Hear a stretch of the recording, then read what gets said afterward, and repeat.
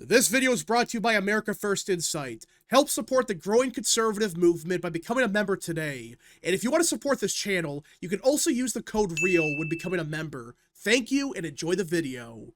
As everyone probably knows, I have been predicting for several months now that I don't really see a pathway for the GOP to really win any statewide office in Virginia in 2025. Now, obviously, that never meant they had zero chance at winning, especially for Attorney General and even Lieutenant Governor. I still think they actually have decent shots in both those races, but for the top line race for the governorship, most people thought that it's over. There's no way Winsome Sears could get even remotely close. Well, there was a stunning poll that was released out of Virginia just a little while ago, and holy crap. If this poll is anywhere close to accurate, and that's a big if, I cannot believe I'm about to say this, but we may actually have a ball game in Virginia. Now, I want to be clear about one thing. I am not predicting that Democrats are going to lose all these races. I still think at the end of the day, Democrats are the favorites, especially for governor and even lieutenant governor, by a decent margin. But at the same time, not only does this not look like a blowout, there is a possibility that Republicans could actually pull off the upset, which if that happens and Republicans somehow win the governorship, the attorney general race, and even lieutenant governor, if they actually win all three of these races again, the Democrat Party, they're screwed for a long time. Which, again, I should be clear about this. I still think Democrats are the overwhelming favorites.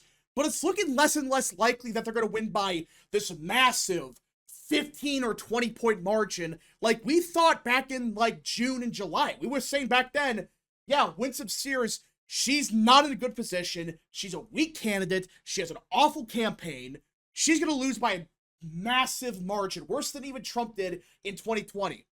But now it's looking like we actually have a ball game. I mean, Sears is only down by 3 with 6.5% unsure. Spanberger right now, she's not even at 48%. Now, obviously, this is only one pollster. We've had other polls in the race. I get that.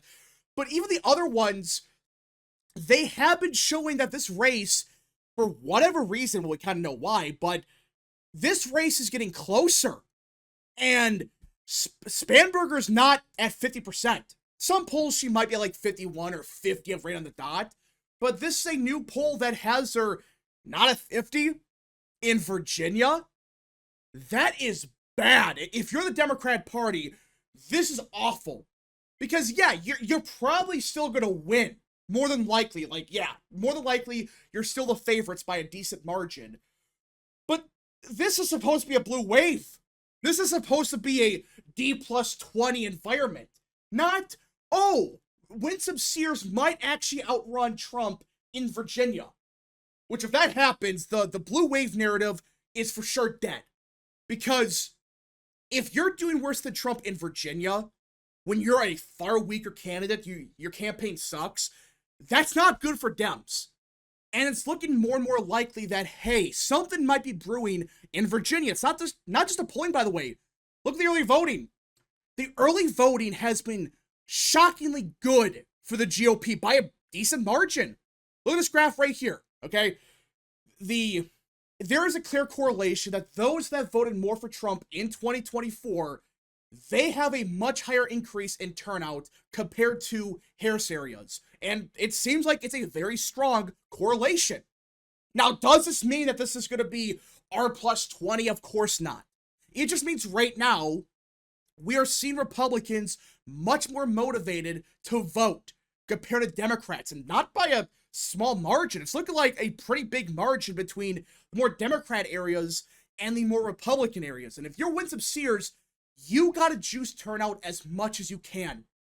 That's how you're going to win in Virginia. You need as many Republican voters to vote as possible, because the GOP, like we have said 1,000 times now, they're the party of low propensity voters, meaning these people, they don't vote in any election. They might, in a good year, vote in a presidential race, maybe, but they never vote in a midterm.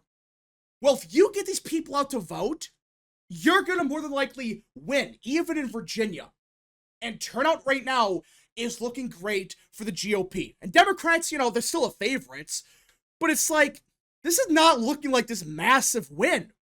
And Spanberger is, at least on paper, she should have been a strong candidate, while Sears, she's not.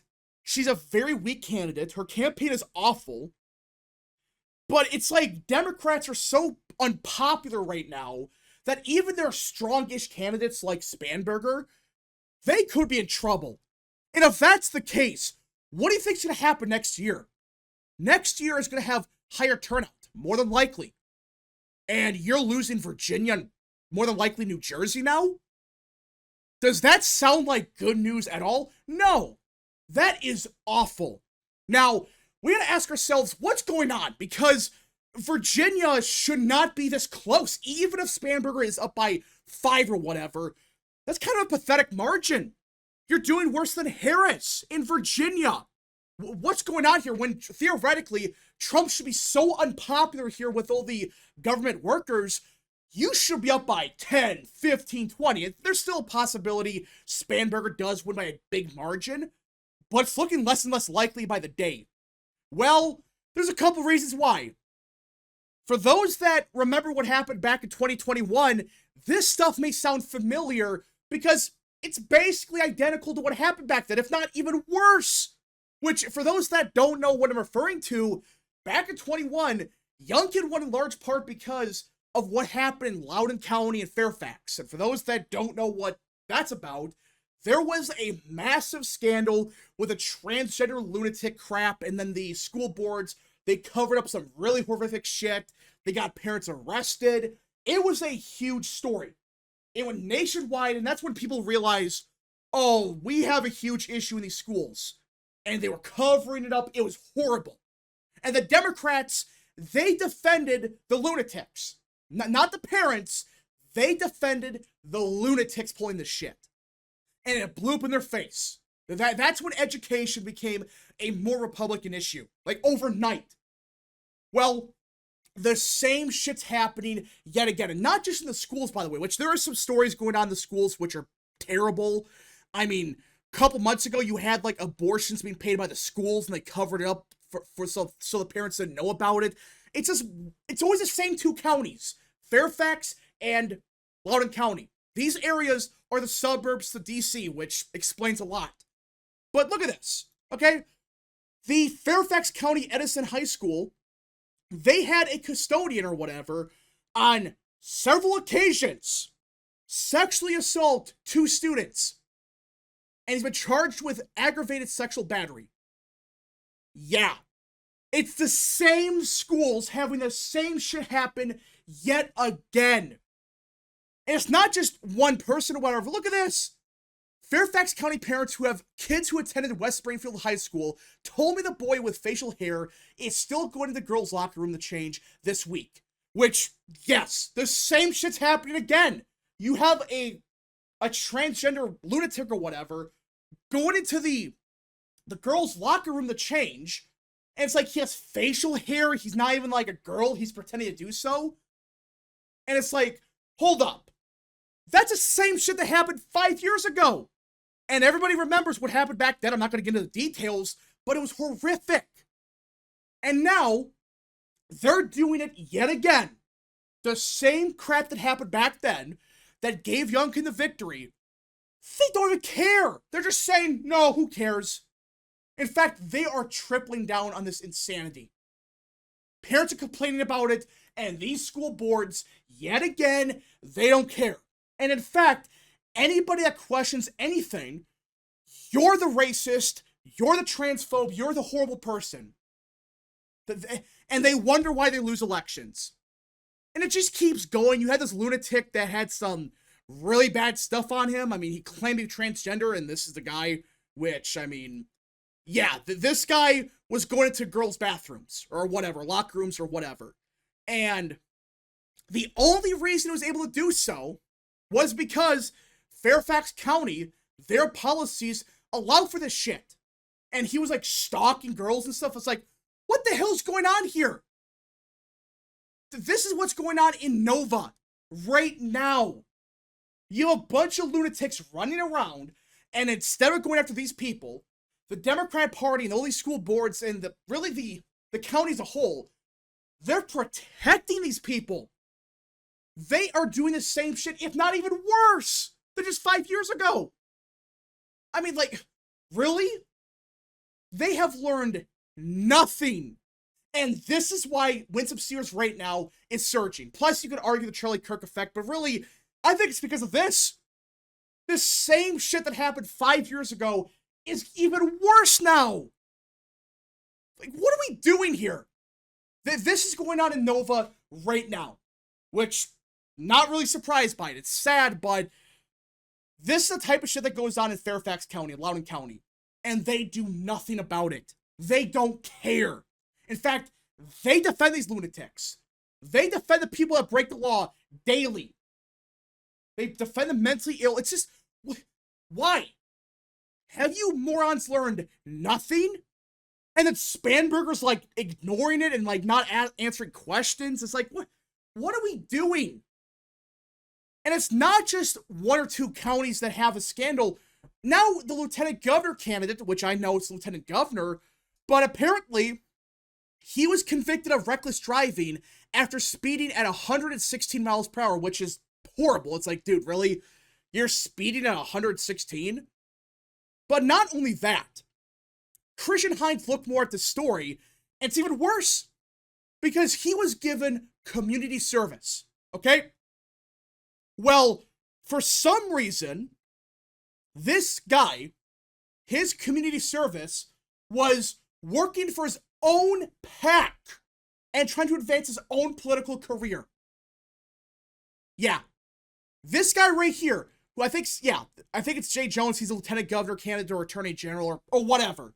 Yeah, attorney general, excuse me. But this guy broke the law, sped 116 miles per hour. He got really no sentence whatsoever. In fact, the community service, he was working on his own PAC, his own political organization.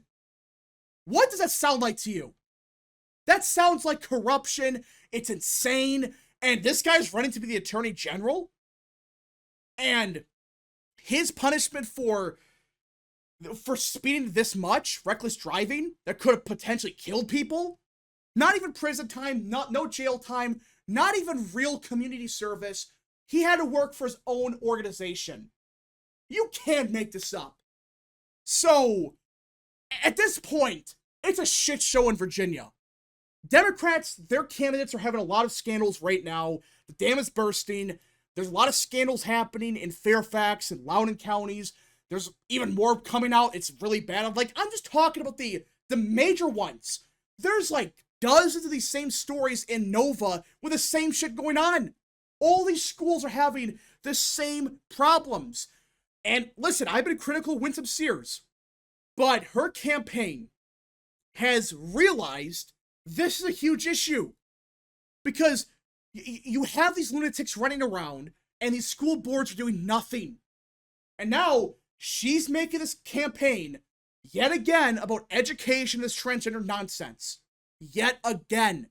That's the same thing Youngkin did back in 21, and we all know what happened. Youngkin won. Again, I'm not saying Sears is going to win or whatever, but it really seems like right now, the Democrat Party, their insanity is starting to blow up in their face. Like big time. Because now it's like, they can't even go after these lunatics. Because at this point, a chunk of their own base, they would crucify Spanberger for saying anything about this. That's how far gone these people are.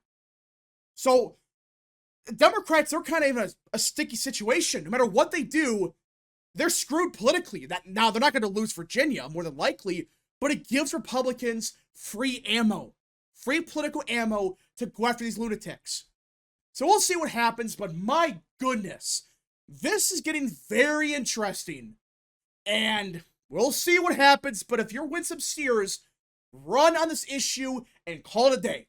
Run on nothing else except education and this to end this transgender lunacy, which even a good chunk of Democrats oppose. So run on it. Anyways, folks, thank you so much for watching. If you guys did enjoy, smash the like button down below, subscribe, share with your friends, and of course, join the channel today. Godspeed to all of you.